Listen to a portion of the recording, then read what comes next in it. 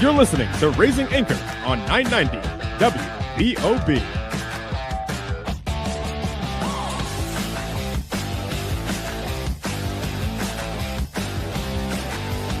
Welcome to the Raising Anchor Soccer Show with Matt Entrigan and Jason Carey. Your home for news, analysis, and everything Rhode Island FC. Each week, they take you inside the locker room, inside the tactics, and inside the storyline shaping RIFC. Now, here's Matt and Jason.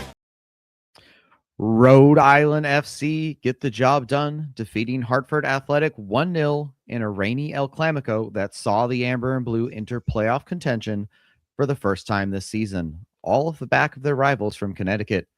We're going to break down this 100th game and discuss the significance this game holds over the rest of the season, returning back by popular demand, and the fact that Matt is once again out on assignment is producer Torrin Kelly. Torrin, welcome back. Hey, it's great to be back. I think I'm convinced that nothing is better than an El Clamico win. I think my weekend has been just like, I'm good. I'm probably good for the next month, if I'm going to be honest. And it's great to be here after a win. I realized, and I did some research, every time that I'm on the pod, it's coming off a loss. And actually, I did even more research. And the first time I was on was after Hartford away when we lost 3-0. So it is great to be back, not only after my first win back on the pod, but an El Clamico win as well. Perfect. Means you just got to cleanse yourself of that bad juju, that curse. It's not real anymore. It can't hurt us. Nope. It can't be me. It's not me anymore, I swear. Before we get into El Clamico, though, here there was some other games this weekend. I don't know. There was a third place game, which is funny enough. They were complaining like, why do we need to play this? And of course, both teams, France and England, heavily rotated. Mbappe was still out there and is now the all-time leading World Cup scorer, of course. I think that game was just defense was just a suggestion, right? Mostly just kind of vibes. Yeah. Oh, yeah. I think the term that I saw was glorified friendly. I think that was the term going around social media. But if that's what a glorified friendly looks like, a 10-goal shootout, then more please, because what a game of football that was. Yeah, that was a lot of fun. I kind of almost turned it off at half when England was up 4-0, but glad I persevered because what a second half that was. But of course, the World Cup used up all of its goals. So when we had a final the next day, you knew it was going to be a little bit more cagey there, I guess, if you will. Yeah, I guess. I think when you look at those two teams going into it, one team that loves the ball more than anything, and that one team that maybe kind of forgets how to play football and just wants to kick people for fun. Maybe you expect that it's not going to be as high scoring as a 6-4, but it was still slightly disappointing. I won't lie. I was expecting a little bit more from this final, but we still got a great moment in that Ferran Torres winner, Yamal getting his first World Cup at 19, some great moments. So an amazing World Cup nonetheless. Yeah, there was definitely some drama. It was a little bit more cagey of a match, and realistically, for maybe people who are a little bit newer to World Cup finals, you normally don't get like the France-Argentina final we had, last time around. That is kind of rare. It's definitely a bit more because you get to the point where like, okay, these are potentially the two best teams in the world, and they're going to defend for their lives because also everything is on the line at this point. So they do often end up being like 1-0 affairs. Still a bit of excitement there for neutrals, as like you said, Argentina, was maybe playing a different sport. Probably, yeah. I mean, look, I still think I'm maybe the only person on this planet that was rooting for Argentina based on my social media over the last 2 days. But yeah, I think at the end of the day, as much as I hate to say it, I think football did win on Sunday. I think just that Spain, beautiful style of play, keeping the ball, some beautiful bits of in and out play. Maybe probably should have scored in the 90 minutes to end it, but it did give us extra time, did give us some other great moments. And fair play to Ferran Torres, a player that definitely has a lot of scrutiny for those of you that don't watch La Liga or Barcelona play. But it was great to see that he was, in the end, the main man who got on the score sheet. And again, as much as I hate to say it, I think football did win that day. Yeah. And wow, now World Cup's over. What am I supposed to do at 3 p.m. on a Tuesday? I sat around all day and I was just like, I was waiting on the TV, like, wait, there's no game now. 3 p.m. no game now. 5 p.m. no game now. It's just wrong. It's just wrong. It's like, when does Champions League start again? Yeah. When does preseason start? Can we hurry this up, please? So yeah, I guess now we'll have to just kind of lean all back into Rhode Island FC in the USL Championship. Real quick though, before we move on, Common Ball's already leaking that the next World Cup is going to be 64 teams. What do you think? Is too many, too quick? I mean, look, my first thought is that that's way too much. 64 is going to be crazy. At the same time, though, I was against having it be 48 teams, and I think this World Cup was amazing with 48 teams. You know, we had all the amazing Cinderella stories, you know, Cape Verde obviously being the big one, but even if you look even more than that, where they had so many teams coming in for their first World Cup, I think Congo had a very underrated story, nearly beating England in the round of 32. So if history has said anything from this World Cup, I'm just going to shut up and hopefully it works out, but we'll have to see. What do you think? You're not hyped to watch Belarus versus Honduras at 2 a.m. in the morning? Look, I am more than hyped for that. I'm just worried. I think there is some questions over player welfare. How long is the tournament going to be now? It is going to be over 3 continents, so maybe that helps that transition a little bit more. I'm a little cagey, but what are your thoughts? I think it was logical, but I kind of would like to have seen 32, like at least 1 or 2 more times. A lot of people are maybe not too happy with the way the third place kind of played out, but there was a little bit of, I think there's a little bit of fun drama there, like making the, like, you know, like, here's the 17 different ways that Scotland can still move on and somehow it's still not going to happen. There was definitely enough drama, I think. But hey, they don't listen to us. They're gonna do what they're gonna do. So I just hope, like you said, I hope we get some more stories in there, that it doesn't get too diluted, that we don't have, like I said, you know, like I joke about like Belarus and Honduras, like, you know, I can't name a player from either of those teams. Yeah, I think I've drawn a blank too. But I mean, hey, it could work out again. You never know. And just quickly before we move on, because I know there's plenty of stuff to talk about El Clamico, and I'd love to hear what the comments think about this as well.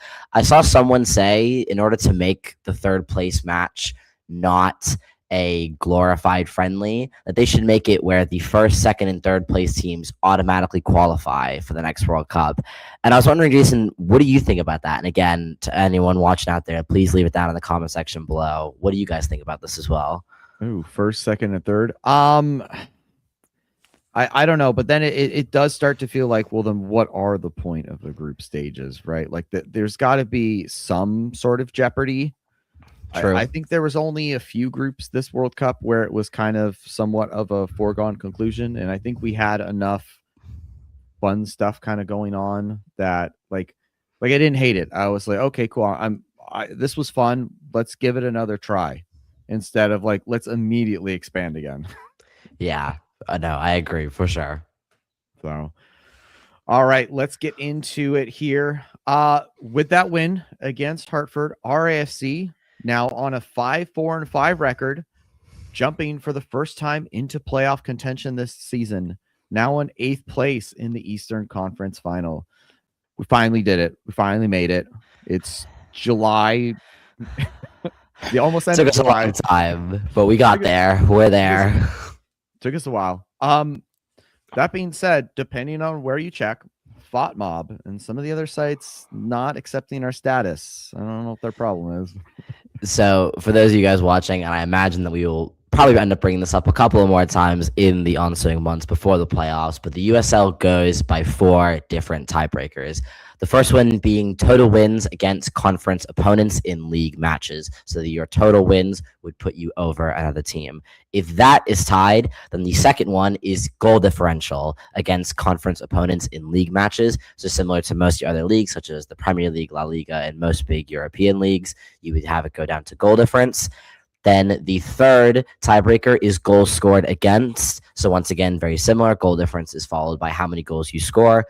trying to promote, you want to score more goals rather than concede less, which I think we all are a big fan of. And then finally, if all three of those are tied going into the final games of the season, the fourth tiebreaker is a head-to-head points earned against the conference opponent. So for instance, because us and Hartford, if we were tied on the three other tiebreakers, it will go down to our head-to-head record, which of course we are 1-0 against them. Funny enough, we dominate all those categories, so we should be ahead. I mean, at this point, I think it's just Fought Mob doesn't care that much about USL Championship. Let's be honest. I mean, I don't know if any of you have actually gone and looked at the squad. The one and only Kevin Rodoy apparently still plays for us, according to there's a lot of players on the squad who was like, these guys are not here anymore. I don't know what you guys are doing. Come on, Fought Mob, fix up already. Maybe finally time to move over to SofaScore. I don't know. But first time playoffs in the season. Previously in 2025, it took Rhode Island FC until August 30th victory over Charleston Battery, and JJ Williams finding his first goal since his injury to get them back across the playoff line. I guess it's progress. I didn't realize how long it took us last year. Yeah, that sounds insane. It took us all the way until pretty much September. I mean, that I remember that Charleston game. That was my last game at Central Bank Stadium last season. There's no way that it took us all the way until August 30th. That's crazy. Apparently it did. I guess we are the late start team. I didn't realize it was that late though. Yeah. I mean, it's huge. Also, the fact that we beat our rivals to jump into it, but the job is not done here. I mean, 16 games to go. I don't think we can kind of really celebrate anything yet. This team wants a playoff berth. They've talked about a home playoff berth, which is maybe still a little too far out of reach. But we're coming up against Pittsburgh this weekend, who little up and down, some kind of surprising results. But we also maybe haven't had a good time against them either, Oh yeah, it's been very hit or miss with them. I think we definitely needed a statement game, and I think there is probably no bigger statement than beating your rivals, especially in an El Clamico derby at home. So that's huge. But now it's the question of, can you carry that momentum? I've seen time and time again this season that we have a win that I think, okay, now here we go. Let's start to actually, get some momentum, and the next game we drop points. Even if it's just a draw, we obviously had that draw against Tampa Bay. Even the draw against Orange County, I thought was a great draw, but then that was immediately followed by the 2-1 loss to Sacramento. So now is the question of, can you carry this momentum? As you said, we've got Pittsburgh next, but even following that, we've got Birmingham Legion away. If you can go and get 6 points from those two games, that's a huge 6 points, and that could even carry you to 6th, maybe even 5th in the table. Absolutely. As is tradition, it rained because, of course, why not? It only rains at Centerville Bank Stadium. And I actually was in it a little bit late. I was on my way from Montreal, and the rainstorm in Massachusetts was coming down hard, and there was lightning, and there's concerns that is this game going to actually go on? So, you, me, and Matt all spent way too much time researching how does games actually get called off and checking with the club, is this gonna happen? But we were still a little bit too far away, so we're good. And now I guess I know way too much about how that's gonna work. Good to kind of still see the fans turn up. Koke bobblehead. You do mention it. I have mine right next to me, just ready. So big shout out to Koke Vegas and those bobbleheads. But I mean, we did find out that the match was actually close to being a sellout from what the club had told us. And it was a little sad to see that we barely had enough to actually sell all these Koke bobbleheads, which was 3,500. But I mean, as much as that does kind of suck, the real thing that I look at is kudos to Defiance, because what a showing it was from Defiance. We were stood right behind Defiance for pretty much the entire game. And not only did they show up and we had a full 116, but they were absolutely bouncing all game long. All the chants, I could hear them loud and clear. Even the rest of the stadium, I think, were getting involved with that. So even though we maybe didn't have as much fans in the entire stadium, I mean, 116 and that entire end was just completely full. And Jason, do you want to know who didn't show up for that game? The Hartford Athletic fans, because there was 20, maybe 30 people for an El Clamico derby. I'm pretty sure when it rained down in Hartford, we had, nearly 100 people down in Hartford watching that game? Yeah, I'd say maybe a little more, maybe 150. It was a little bit disappointing. I went on the rival Hartford podcast recently and talked about like what this needs to become like a real proper derby. And I think if the fans aren't going to take it seriously, I mean, I think it's not going to get there. There's still a little bit more work to do. Kind of trading back and forth wins definitely helps kind of burn that in. But we need to take a quick break here. And when we get back, we're going to look at what Kano felt about the match. Don't go anywhere. It's the Raising Anchor Soccer Show. Thank you for listening to tonight's broadcast powered by Sprout Coworking. For all your business needs, large or small, visit sproutcoworking.com. Powering 990 WBOB, that's sproutcoworking.com. Now, let's get back to the Raising Anchor Soccer Show on 990 WBOB with Matt Entricket and Jason Carey. All right, and here is Kano after the match with his thoughts. Pleased, I thought first half we were extremely dominant, not so much in the second half. So, I thought we needed to push for that second goal. But we talked a lot about having a winner's mindset and being mentally and physically tough and game management. Like managing games is too many times that we go ahead in games and 5 minutes later we give up a goal. Right before the half we give up a goal. So they did that, We talked about it halftime. At bare minimum, we win this game 1-0. So I thought they executed that. But first half, I thought we were excellent. So many good moments in the first half, but second half, not so much. Coach, I'll open things up. This is the 8th installment of El Clamico. Historically, these have been tight affairs, mostly draws, and then a couple of blowaway wins on each side. What's it like to get a complete performance against this particular team within the championship? Yeah, it's big, because they were the team. They were close to us in the standings, so now I think we're level on points. So head-to-head, I think that puts us ahead of them. We still got some work to do, but they're a tough, challenging team. It's always going to be a tough game. I got a lot of respect for Brendan. He coaches them well, and he makes them really, really hard to play against. And then they have some good players. So yeah, I think games with them is always gonna be like that. You've been in this system for a long time now. How do you feel the rivalry and the derby is shaping up when comparing it across the league with other matches of importance like that? Do you feel like El Clamico is now at the top or up there, or is there some work to be done? I would think so. I mean, for me, you got to look at the proximity and closeness of the teams. Like maybe Lexington, Louisville's close. I'm not sure what's closer than that, but I would guess that this is maybe second closest. I don't know how close the California teams are yet, but for me, this is the best one I've been a part of for sure. Coach, 3 goals now in the league and 7 all comps from quarters. Can you talk a bit about the improvement from last year in that?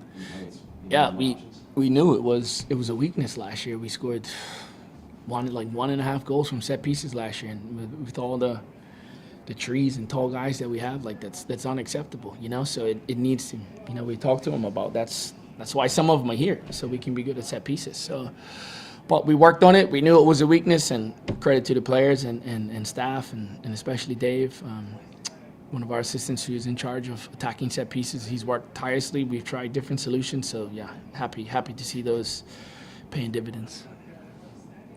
Coach, do you have a different strategy when the elements are so intense as it was today? Like, do they change out cleats? Do they change out special? Do you do anything special? No, so yeah, certainly if they were playing on grass, I think you would have to look at changing out the cleats and playing with metal studs. But obviously ours is synthetic, so no changing out cleats. But honestly, I think it's probably not great for the front office, and when it's raining and the tickets that are out, people don't come, because I think it was close to a sellout of tickets that were out. But obviously those people don't show up, so then that's the merchandise and food and beverage sales that we don't get. But for us as a team, we love it because the ball moves faster. So The ball's really skipping tonight. So Yeah. Yeah, and we love that. So we didn't have to water it. So it's better for us. Coach, your first clean sheet in almost a month. How do you feel about that? Just, having Vargas basically almost have the day off. Yeah, I mean, I think he had a couple of hairy moments, but yeah, again, like to be an elite team and to be a good team in this league, you can't give up goals. We were just giving up, and we're always in games, but it's moments, and prime example of the Orange County game. We were dominant, we're playing well, we started the half, we gave them a goal. We felt like we gave them a goal. We felt like we were the better team. 3 days later, we go to Sacramento, we give them a goal, we score a goal, get ourselves back in the game right before we concede a goal. So we have to be better in certain moments and not give up goals. But it feels great. Do you believe that's more of a credit to the offensive pressure you put on today, or your back line kind of stepping up? Yeah, I think it's a team effort, Like it's certainly Hartford does well, and they served a lot of balls in the box at the end. So center backs did a great job of clearing the ball and winning headers. But yeah, it's certainly a team effort. It starts with JJ and ends with Koke, but everybody else has to play their part. Attack as a team, defend as a team. Yeah, Coach, when you mentioned about kind of giving up those goals, you talked about the team kind of game management earlier. Anything specific that you guys are trying to target in that? Against Hartford?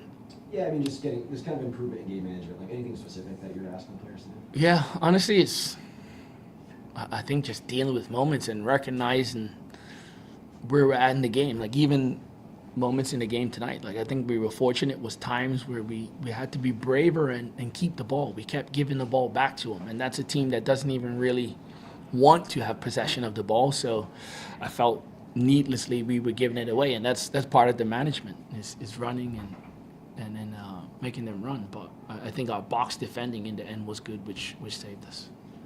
Coach, getting back into the offense for a second, beyond set pieces, you're knocking on the door of surpassing last year's record of goals, and you have almost half a season still to go. What has been the big aha moment for you this season? What's been the big differentiation for you and the team into seeing this offense just unlock so far this year? Yeah, I mean, I think you could probably start with the shape change, right? So essentially, when we have possession, you can have 4 or 5 players already in attacking position. Jojea's in a more advanced attacking position. Like last year, he played a lot of wingback. JJ's been healthy the first half of the season, which is, again, we know how our XG improves when he's just on the field. And I think Leo, Pitti have also improved us attacking-wise. They're very dangerous players. So I think what we replaced last year, we've just become dangerous. And then getting into Frank Naderse, such a versatile player. He's played left back for you, center back. I think he played right back earlier in the year as well.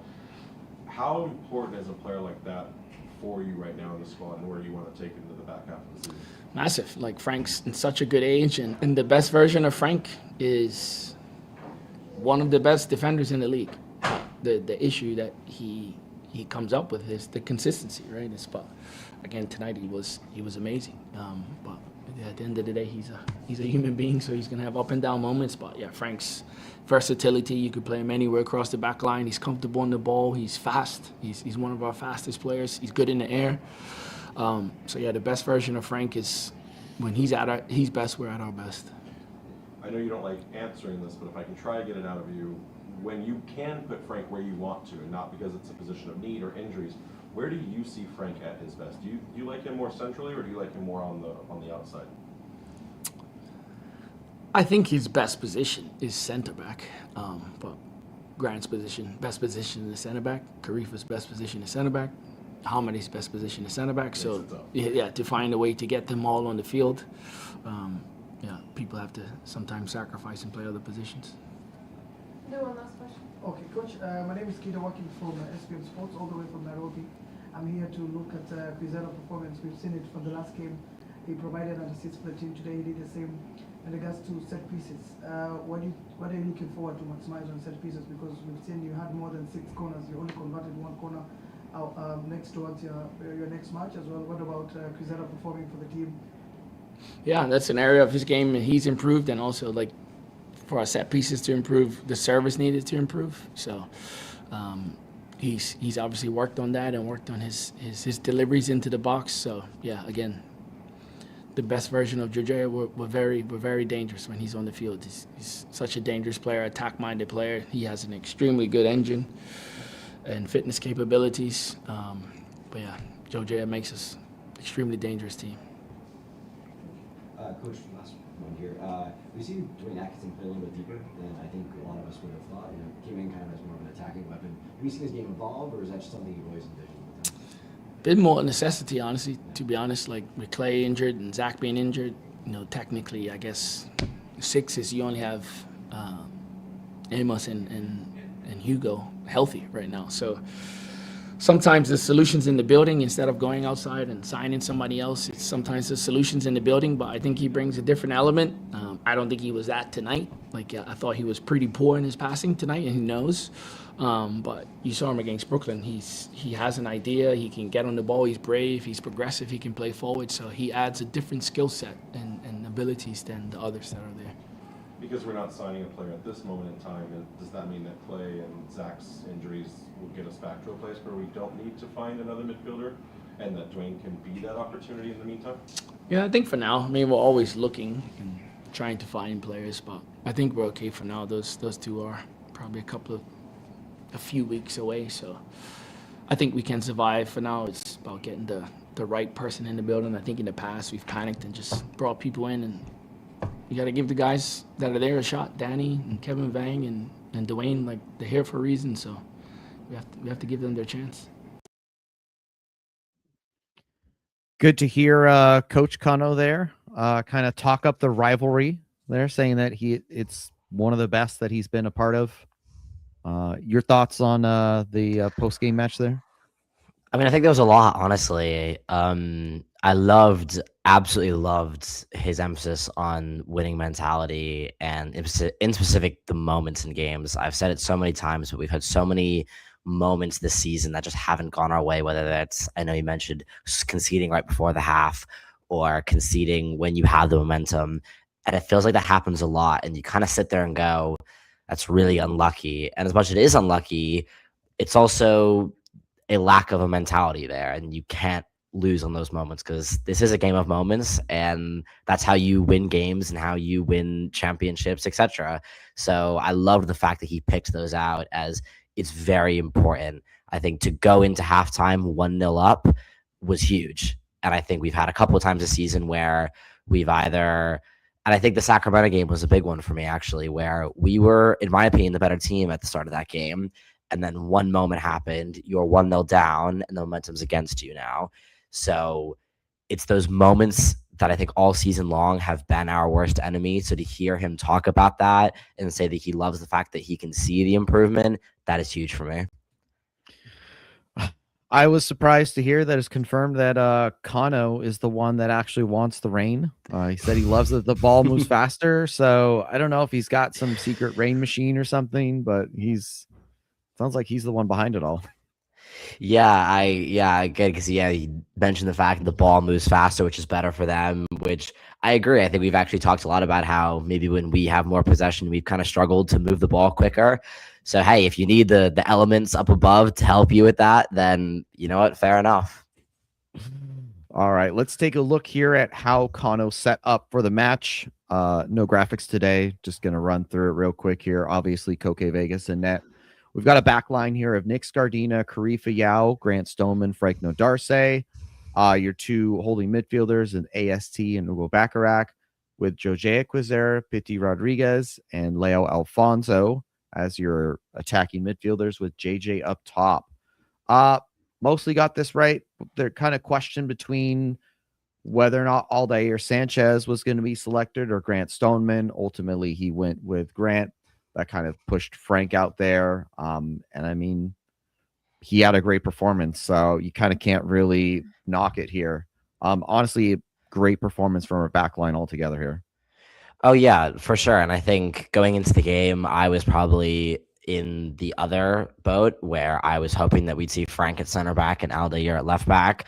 But I think you can see purely from that game that decisions were perfect. I thought even though Frank was fantastic at left back, obviously gets his first goal of the season and actually his 9th of his Rhode Island FC career across all competitions. He is our highest scoring defender. So maybe we're seeing the return of Air Frank. I know it wasn't a header, but still seeing him score off a corner is good. Hopefully that continues. But I think Grant is someone that's gone incredibly underrated, not even just in this game, but in games previously. I think despite the red card against Brooklyn, which I'm not even going to get into right now because I'll be sitting here for the next half an hour talking about it, I thought he was incredible as well. So I really think that Kano, in terms of that starting 11, got it bang on. Oh, absolutely. And I'll admit, I've been a little critical at times of Grant.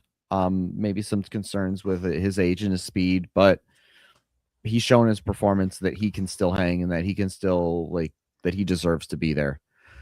Speaking of people deserving to be there, is this busy center defensive midfield experiment over? Kano wasn't too potentially happy with his performance that day, but obviously that's not where he's normally meant to be played.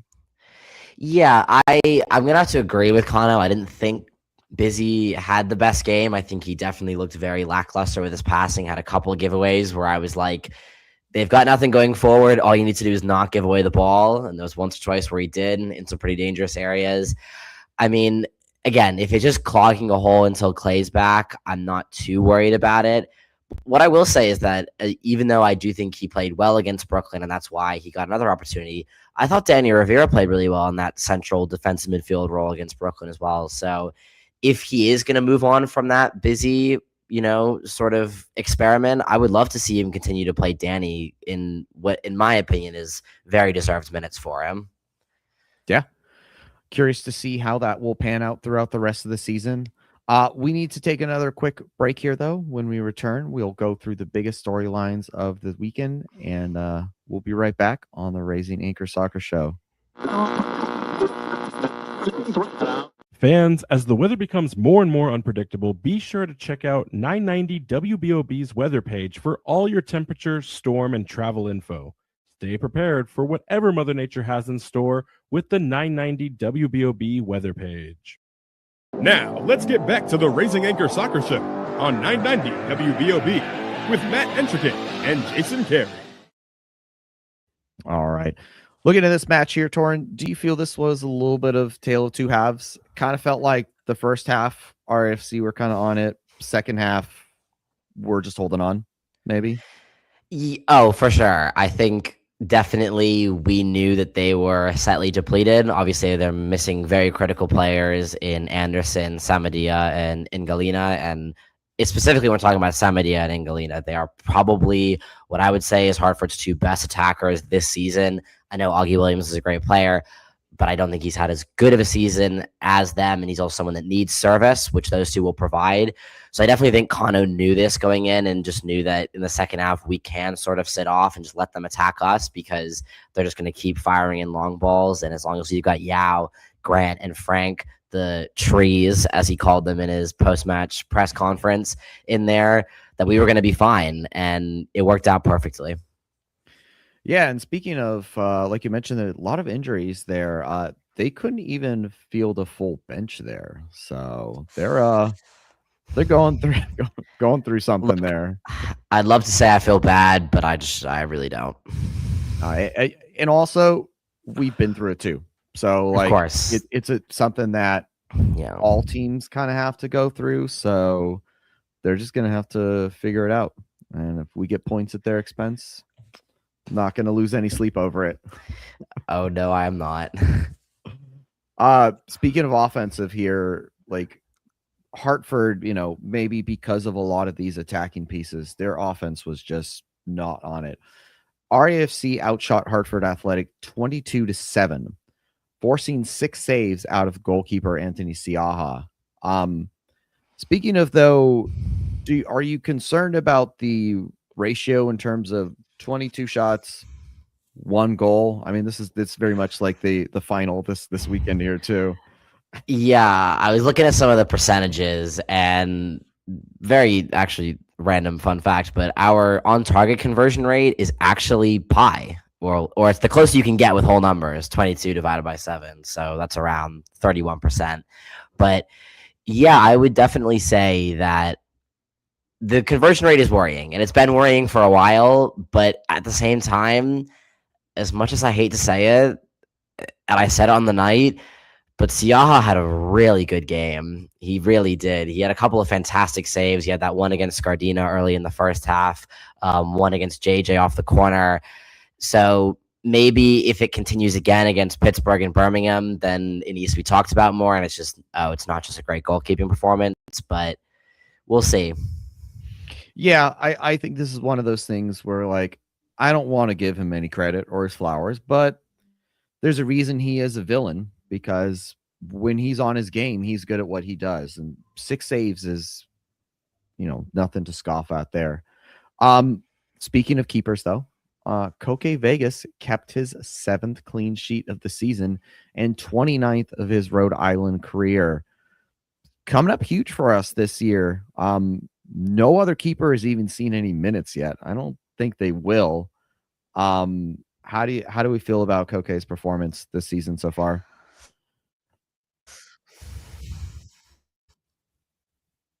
Oh, looks like I lost Torn here. So hopefully he will come back here in a moment. Kind of continuing on through the talking points here in the match. Jose Quizera assisted his 2nd goal of the season across all competitions, tallying assist for a 2nd straight game.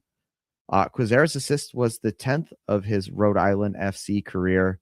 He's the 3rd player in club history to reach a double-figure assist total.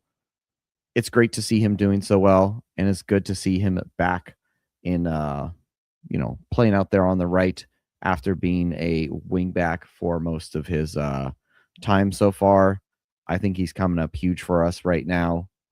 Hopefully that may continue. In regards to how this match stacked up against other El Clamicos, it was a cagey match, and I think we kind of knew that's how it was going to happen. And that's just honestly how these matches are.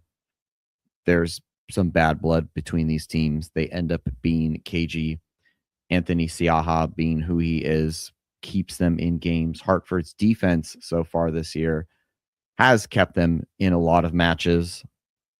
So it's kind of expected that this went a 1-0 victory. I would say probably our first 3-0 victory is probably the best. That 2-2 draw that we had was the closest we've probably had to a proper, like, kind of back and forth game, if you will. I think that 0-0 we had earlier this season was a little too lackluster to kind of throw that in there.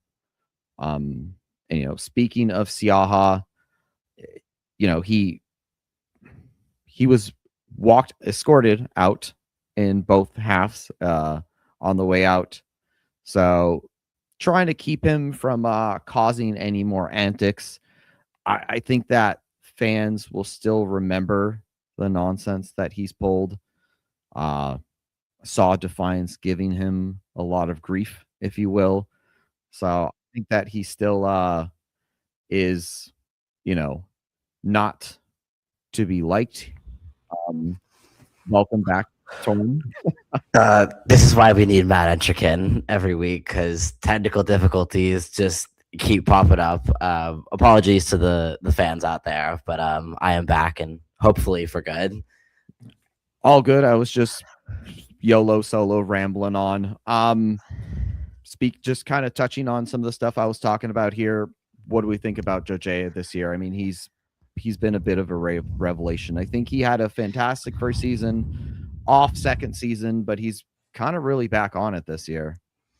Oh, for sure. I think he was definitely someone that when we saw the new contracts coming and I saw that he had a multi-year contract, I was a little surprised. I know he was so good in the first year, but to sort of reward him after a definite off year, I think even he would admit it himself, last year was a bit of a surprise. But I mean, he's looked so incredible on the right. Even just last night, really felt like he needed a bounce back game. He obviously was out of the lineup. Then he played well against Brooklyn, but that was in the cup. Comes into the league, played fantastically, created the most chances all game with 5. didn't have the best game in terms of beating his man. He only had a 33% dribble success, which for him isn't great, but that percentage is high for even most players on our team other than him. So that just kind of shows to what level he's been playing at this year. How do you think this El Clamico stacked up against the others? I mean, I think for the neutrals, this would probably be down at the bottom in terms of how enjoyable the game was to watch. Because I think, again, the first half was great. Second half for the neutrals probably wasn't a very entertaining game. I think for me, it's pretty much at the top. I think in terms of the way that we played, incredibly dominant. They had pretty much nothing. I mean, they didn't have a single shot on target. I would say for me, this is probably at the top. Yeah. I think the 3-0 home victory from the first year where they set off fireworks in the stand, maybe had a little That's bit a good more, one, yeah. But the 1-0 kind of, it's up there. I think we still don't have any real barn burners of matches between the two. It ends up being a bit of a cagey affair. So, and speaking of someone keeping the affair cagey, is Siaha still the villain, or do you think he's a bit toothless now? They escorted him off the field. They wouldn't even let him be an idiot. Yeah, I mean, as much as I would love to sort of say that we'll let this go and whatever, there is no chance that Defiance is letting this go, and neither am I. So if there's any chance I get to rub that shush to him, I think I'm going to take it. Yeah, I saw a lot of Defiance members giving him grief. The streets of Pawtucket will remember. All right, well, don't go anywhere. We've got to take our final break, and when we return, it is the mailbag here on the Raising Anchor Soccer Show. Now, let's get back to the Raising Anchor Soccer Show on 990 WBOB with Matt Entricket and Jason Carey. All right. James T here says, when are you making City United SC merch? If you want to add real, not real, that could be a cherry on top. Add even more international appeal. Real City United SC has quite the ring to it. I gotta love the fact that it's not real and it's real. I think that may be the cherry on top. That's the perfect way to put it. This is somewhat of for those who don't know, this is somewhat of an inside kind of joke thing on the Discord. We were just joking about, kind of tying into the last conversation we had about the who was it that just announced it was like Oklahoma or something, was just like, yeah, it was Oklahoma. Yeah. A lot of teams not being very creative with their names here, unfortunately. Yeah. And then we have from Mike M. What's the red tape around team looking at the forecast and deciding to move a game up or down time-wise to avoid bad weather? So like I mentioned earlier, we did a lot of research into this. A lot of it has to do with the proximity of lightning strikes. It's very much a safety thing. And obviously you don't want to get these events called off last minute. It is very much a thing that they wait till the final moment before actually kind of committing to this. So in classic New England fashion too, the weather changes every 15 minutes. So it's also difficult to plan ahead and say, oh yeah, that rainstorm on Saturday is absolutely going to happen. So it just kind of is what it is. Aaron K here says, what's been your favorite moment from the first 100 matches? Oh, that's a good one. That's a good one. I gotta say, I was a little annoyed that I completely missed the game before the mic they had set up where people were giving their favorite moment, and they obviously made a nice little hype video from it, which I thought, great job, by the way, from the RAFC team. I thought that was a great video. But I think for me, and there's one that I don't think they mentioned, but it would have to be Maxi's penalty in our first win. I remember being in the stadium for that, and I wasn't planning on going to that game. And last minute, as soon as we scored to go 1-up, I was like, I cannot miss our first win. And I went, and I was in the car when we conceded to go 1-1. And I remember being there and being like, I've cursed it. This is my fault. And I remember seeing Frank go down, and it genuinely felt like a pin could have dropped in that 1 second of Frank falling. and the penalty being given, and then a beautiful penalty. So for me, that moment will always live as my favorite. I think I'd have to say the first season 5-2 away win against Louisville is such a good moment. That and beating Charleston in the Eastern Conference Final 2-0 or 2-1, that was huge too. Yeah. And then from Joe P writes in, dominant performance by the guys. They should have converted more chances on goal. The only answer for Hartford was Route 1 soccer. We need to be more clinical as we play the top half of the table. On to a tough game now against Pittsburgh. Yeah, I think I tend to agree. Joe P usually with insightful comments there. Pittsburgh match is going to be interesting. We'll be talking about that one later this week here. Rachel M says, where do you rank this El Clamico among the rest? I think I know the 3-0 one from first season is up there, but I still think this one, I think it may be recency bias, but I think this one's got to be top for me. I mean, obviously we know the away 3-0 is at the bottom. And then I would obviously say the 3-0 home. I think, between the 3-0 home win for us and this one, I think those two are easily battling it out for the top spot for me at the moment. Yeah, I think those are probably the two best. I think the 3-0 slightly would edge that. Maybe that's just me being old and nostalgia, Got two different perspectives here. And then Rich W writes in, busy isn't the answer in midfield right now. I'd rather see Danny or Kevin Vang there, agreeing with Connor Smith's post-match press conference. I think I tend to agree. I don't think I see Busy as like a Conte regen. I was a bit surprised. I thought he did well in the game against Brooklyn, but not, also Brooklyn's not the real deal. They're kind of all over the place. So, and that was also a cup match. Both teams had a bit rotation there. But yeah, I kind of tend to agree, but I also kind of think that maybe we got to look at signing someone.